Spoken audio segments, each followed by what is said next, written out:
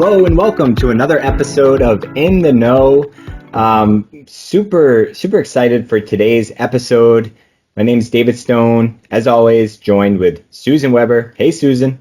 Hi, David. Good to be here. Yeah, thanks. And two special guests today, not just one, but two. So we're joined today by Kaylyn Landry, Leah Clair, two folks that Susan and I work with very closely in the financial services practice group here at BerryDunn. And Kaylyn, Leah, before we jump in, how about you give our audience a brief introduction? Kaylyn, you want to go first? Yeah, thanks, David. Happy to be here today. So, Kaylyn Landry, I'm a principal in BerryDunn's Financial Services Practice Group. Work a lot on the day-to-day with David and Susan and Leah, and happy to be here to share some thoughts. Awesome. Thanks, Kaylyn. And Leah. Hi, everybody. My name is Leah Clair, and I'm a senior manager in Financial Services Practice Group. And I've been here for 12 years, enjoying all the days with all the teams, and also doing a little bit of work in public lending. So kind of just doing a lot of stuff these days. Awesome. Love it. And aside from your day-to-day job, I know recently you guys were featured in a panel down in New Orleans for FMS National, and want to spend some time talking about that panel discussion. And Leah, I hear you were the moderator of the panel, so maybe if you want to just kind of give us an overview, what was this discussion all about? Sure.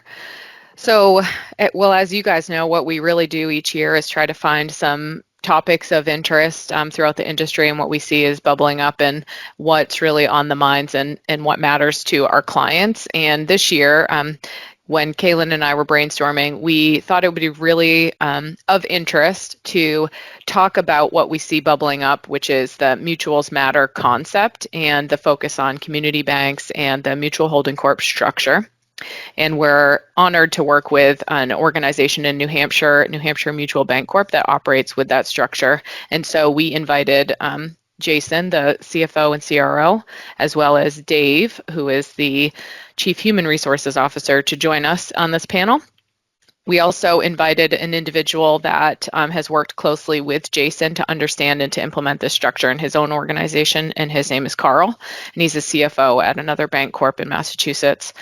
And so what we were focusing on doing was really just creating a group of people, and Kaylyn rounded out our team of experts and as a accountant and financial advisor for this conversation. And what we wanted to do is really just emphasize how the mutual holding corp structure and utilizing that to bring together some community-focused institutions has been a really valuable strategic tool. The industry is going through a lot of consolidation. We see it a lot in New England right now as well. And so this has given them a tool to survive, have a lot of future flexibility, to retain their community focus. They're focused on being personal and local bankers.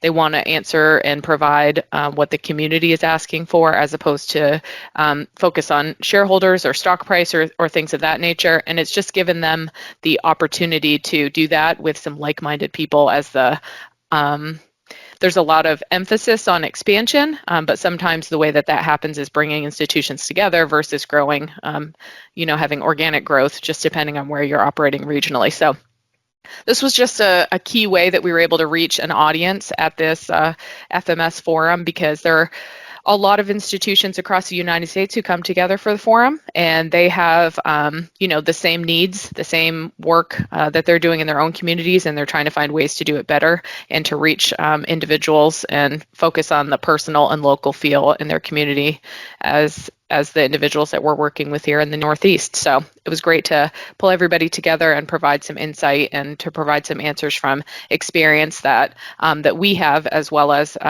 Jason and Dave and Carl, who were gracious enough to spend their time with us and join us for that discussion. I love that. Yeah, thanks for that overview, Leah. And I think that's great, that you can have a space where you have this open conversation with bankers throughout the nation, really.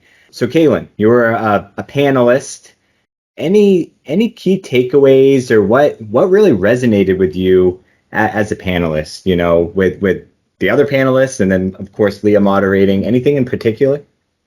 Yeah, I think that the structure was great. It was really nice to hear from the different sides of it, having been through it, and also having been through it at different economic times as well. I think really resonated with a lot of us to kind of hear those stories, hear the kind of peer advisory work together. And one thing that I really enjoyed, discussing and talking about was linking how all of this works to then your overall audit. At this point, especially if you're coming in with a multi-bank holding company structure, rather than having to have individual bank audits, you can now do that at the consolidated level, and what does that look like and how are you able to leverage that expertise? And one thing that really came to mind during this was potential strategies on how you grow each of those individual banks, especially with the change in that Fiducia Part 363 thresholds, which deals with your integrated audits. So whether you need to have an internal control audit along with your financial statement audit or just a financial statement audit, and knowing that those thresholds are at the individual banking level versus the holding company level really provides a lot of flexibility within the growth that each of the individual banks that are part of a mutual holding company structure can provide. And so that becomes a strategic initiative that they can focus on. Other items that you can think of from an audit perspective is really helping align with your reporting structures, especially because you want to be able to make sure that you have individual bank level reporting, but then obviously at the consolidated level. And so you want to have those conversations very early on and making sure that you have them documented appropriately throughout that process. And so therefore there's just no question about that and can play into your control structure and your environment that you have within there. And then if you think about it, at the audit committee level, you want to make sure that this is engaged at both levels. So at the bank level, but also the holding company, because that's where a lot of your reporting is going to be done, as typically at the holding company, because the overall goal is to get to a consolidated level of reporting for them to oversee that, whether that's your internal audit as well as your external auditors as well. A couple other things to think about outside of audit related items, but more thinking about your accountant and other strategic relationships that you may have, is really looking at your tax reporting requirements and the opportunities that you may have there federally as well as at the state level, thinking about Nexus and maybe what that may provide to you for some benefits and opportunities, and strategic planning as you meet with your accountants and advisors to really think about that and think about the different opportunities and strategies that can come about with it. And then to kind of finalize that is, looking at the audit as a learning tool as the organization continues to grow and develop, because that audit is going to be done at the consolidated level. And so therefore coming in from the outside looking in, the auditors may be able to provide you with some context on any potential control gaps that may exist, any redundancies in your processes and procedures that you're doing at the bank level that maybe be able to come at the consolidated level, and really helping you work through that to improve your processes, procedures, your overall operations, and maybe in the end help save some cost in the long term. Wow, that's a lot of really great information, Kaylyn, for people who are maybe new to thinking about the holding company structure and some of the advantages that there are there, because clearly we've seen that play out. I often think about there being a concentration of mutuals in the Northeast, but what was really rewarding, I think, in this session that I was able to attend to was that, you really see mutuals from all over the United States, and they're all kind of in the same boat of trying to figure out, strategically how to make something like this work at this time. I'm wondering if you have any thoughts too on maybe some things that, maybe even some painful lessons learned that would be good for people to think about or consider as they're kind of entering in this space. Yeah, absolutely. So I'll take this as a two-part question, only because I want to talk about, why they may get there and then maybe some pain that they have. And so with that and thinking about it, we consider what's the breaking point? What's the breaking point that these banks have gotten to, that they have realized that maybe they need to form some type of new structure? And what does that look like? And so a lot of things, if you think about how your board conversations are currently going, if you're constantly bringing up some opportunities that you want to think about for the future, whether it's growth, capital, how that looks, and you're constantly like, we're not able to. We don't have the resources. We don't have the structure to do this. And so you constantly are in this state of missed opportunities. Another way to look at it is strategic fatigue. You're revisiting the same growth challenges over and over again. Think about where we are in today's world. Technology, AI are huge in this world. Are you able to have the capital to be able to put the structures in place and have that good infrastructure as well as your training to help develop your folks to be able to, utilize these in the future and gain efficiencies from it? And so those conversations are constantly happening, and there's no actual outcome of them. Mm-hmm. And so you get to the strategic fatigue within there. And then you're also looking around the market. Like we've mentioned, we're seeing some consolidation, and then that might create some urgency for you as well, and thinking about what that may look like for your current structure that you have. And then a big one is looking at your leadership. Where's your leadership? What do you have in place for any potential succession planning? What the growth and where you have from a leadership perspective now, is that the same leadership that you're going to be able to have in place in the next 10 to 20 years? And so thinking about these and thinking about where your organization may be, those might be some of the decision factors to look into why a mutual holding company structure may be beneficial to you. And so if you're thinking about that, and then you're moving into, you've gotten to that point, you've done it, you've created this structure, what could potentially go wrong during this formation? A few things come to mind as you're working on this, but sometimes folks think that the structure is just automatically going to create the value. They don't really understand the work that actually needs to be put into it. And so they're like, okay, we formed, we're good. Are we done? And it's not that. That is, that's really, it's not the finish line. That is just your starting line. And so now that's where the real work, the fun begins, is you've created this structure, and now how are you going to utilize this structure to really gain the benefits of it? What does that look like for your organization? Are you doing it to help with succession planning? Are you doing it to help with some shared services? Are you doing it to help cut cost operationally and then be able to grow within the market? And you have to really ask yourself, what is your overall initiatives and where do you want to be from that? And then the big one is, consistent messaging to your stakeholders. You want to have constant, clear communication from the very, very beginning through all your members, especially your board and your other leadership, because that tone at the top is what's going to set the floor for this, for everybody to really understand what they're coming into. And you want to make sure everyone is receiving that same messaging so they have that positive spin on it and don't consistently hear maybe negativity towards it. And so therefore, any of that education and communication that you can do early and often and throughout, it doesn't stop at formation. You need to keep that going after as well, and think about your culture and where that is and where you want it to go.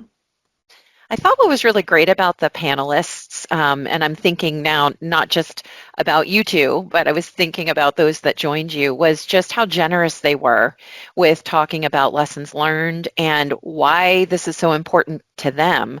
Leah, I don't know if you have some thoughts to share on just how people stay kind of connected to the topic, or even just what the resources are that are out there and why we're talking about it. Absolutely.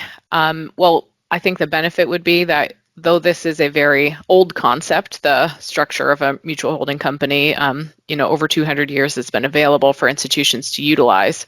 It's been something that I think in the last, 5 or 6 years has seen a resurgence, partly because community institutions, as they compete, if you will, with larger institutions, they're trying to make sure they can maintain their strategic ground in their communities and retain what can be lost from that personal focus, which I mentioned a few minutes ago. And what we found was really great is that the community of community banks all really look at each other and see that they offer something really unique and special in their communities. And so they support each other really heavily. And they want to see each other succeed and to provide what they see is that special sauce that comes from maintaining that community focus. And focusing on the personal and local experience of having a relationship with a banker and being able to walk in the door of a branch and talk to somebody when you need support in a financial way. And Kaylyn mentioned a couple things that have been really critical that I think are key elements that were highlighted in the discussion, which is that as time goes on and as the holding company structure and the institutions that are working together, they do gain that efficiency in their operations. And so they can see even greater success and ongoing support together by focusing on having an overall strategic mission and plan, but also not compromising the mission and culture of their unique institutional focus. And because they are able to kind of survive and thrive together, then they have a much more flexibility for the future. That seems to be a word we've said a few times, flexibility, but that scale that they're looking to get and the way to achieve it only comes from being able to say, okay, we can gain some of these efficiencies over time if we focus on it correctly. And another key piece that I think has been a focus is education. And Kaylyn had mentioned a couple times communication like between the institutions throughout the entire holding company structure, but also communication to the board before you even take this step. And the ongoing communication and education is really critical because it's something where you can sort of lose the forest for the trees. You mentioned, Kaylyn, that somebody could say, all right, we have a mutual holding company structure. We've merged 3 banks together and all right, we're all good and everything's just going to work fine. But the truth be told is that as years go on, an institution might do better than the others. They need to get support from each other due to that. They need to figure out how they can balance things out strategically to support each other to make sure that the overall organization maintains that ongoing success.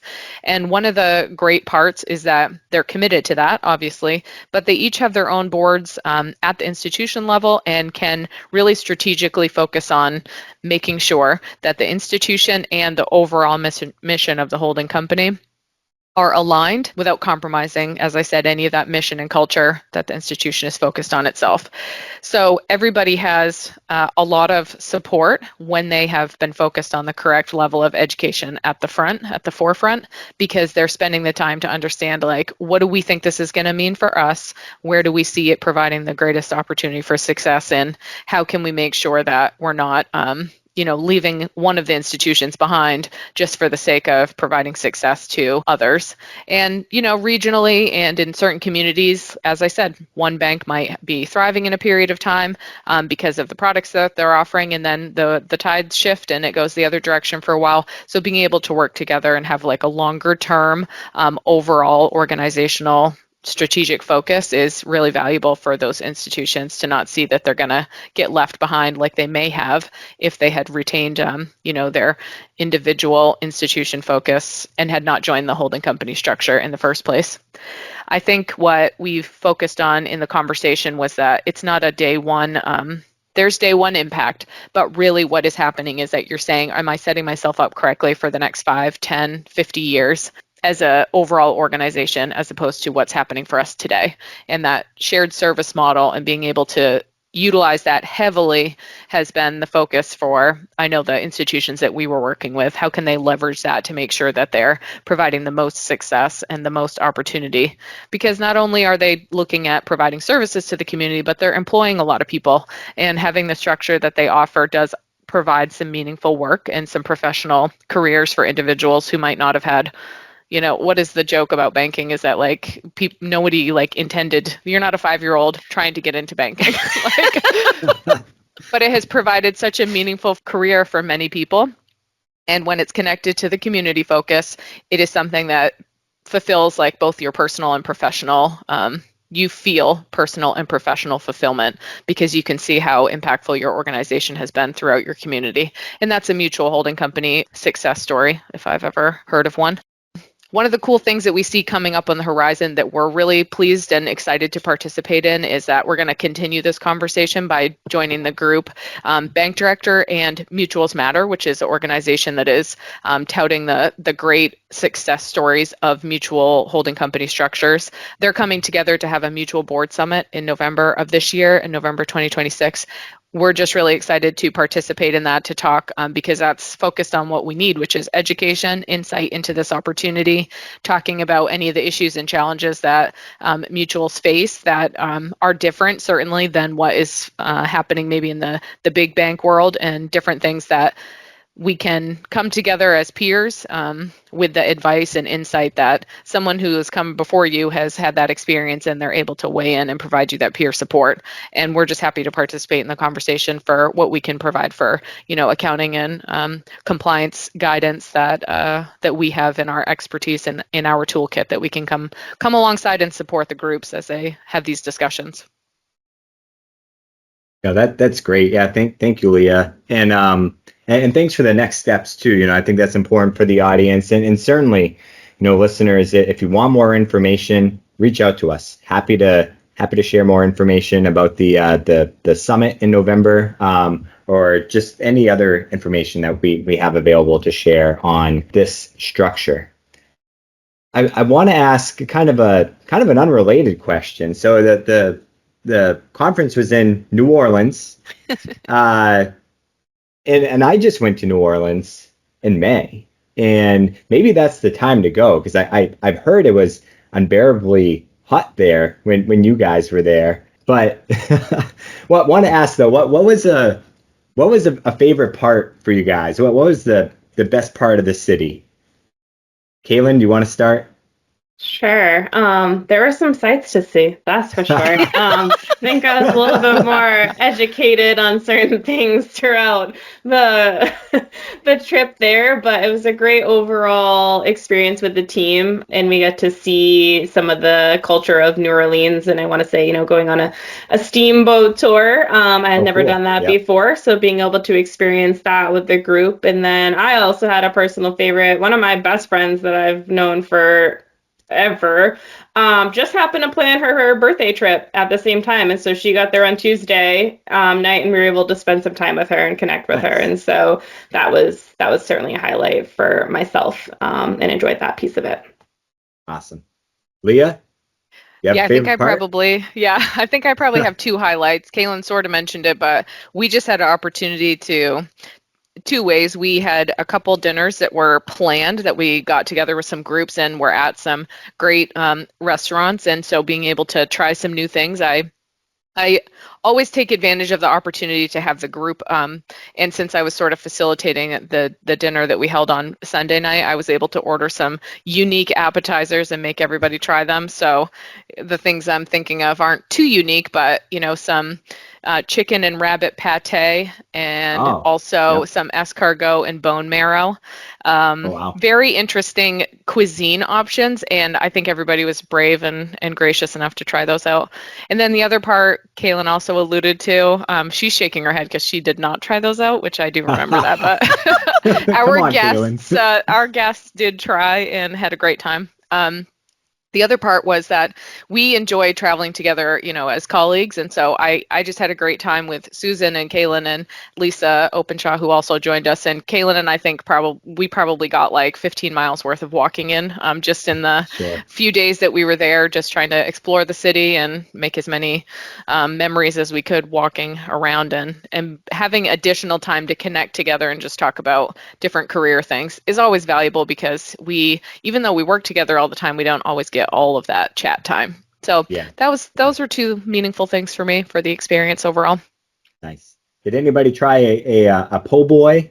I know I had a shrimp po' boy when I was down there, and it was delicious. It was massive though. It's a huge sandwich. So next time you guys go to New Orleans, add that to the list. Have to. Yeah. Susan, how about you? You were there. Any highlights? So good or bad, I guess. Well, anybody who knows me knows that I'm not a huge hot weather fan. So the AC was a real highlight for me once we did all of our walking. I will say my WalkFit app was never happier with me than when we were in New Orleans. It gave me little digital confetti every day for all the steps that we got in, which I really actually appreciate. And we had so much fun. Like, it's really hard for me to pick any one, but I would also say that we had some really great meals there. We were able to eat in 3 distinctly different types of restaurants while we were there, and it was all just so fabulous. And we just have so much fun together, which I really appreciate, no matter what combinations of us are together, right? Clients, prospects, panelists, teammates. It was just a lot of fun. So sign me up. Great. Maybe not to New Orleans again, but sign me up. No, yeah, Susan was thank you melting guys. a bit in the 102-degree weather. I was ready to go. I'm sure. Yeah. Awesome. Well, thanks for humoring me. I wanted to throw that in there, more so for my own selfish reasons. Having just gone, wanted to hear about your experience. So thanks for sharing. And thanks for joining us today. This has been a great conversation, and a lot to noodle on. But I think that the biggest takeaway that I've had is that this mutual holding company structure can have a lot of merit to it. And I say can because, there may be, it's not a slam dunk, I guess is what I want to say. There's certain traits, organizational traits, I should say, that really lend itself to this structure. But there's a lot to explore here. And, I really appreciate what you guys have been able to share today. So with that, we'll conclude this In the Know. Susan, any concluding thoughts for our listeners today? I would just say that it's a lot of information that was shared, and certainly people can replay the podcast. But I think what I would really love to get out there is we have a lot of connections in this space. Clearly, we have a lot of experts that are willing to share experiences and have conversations. So if you're thinking about one of these structures and you're interested to continue the conversation, don't hesitate to reach out to us. We're always happy to help make strategic introductions and do what we can to help in that process. Absolutely. Perfect. Well, thanks so much to our listeners for tuning in to another In the Know podcast. Kaylyn, Leah, always a pleasure. Thanks so much for joining us today, and we'll talk to you on the next one. Thanks for having us. Bye. Thank you.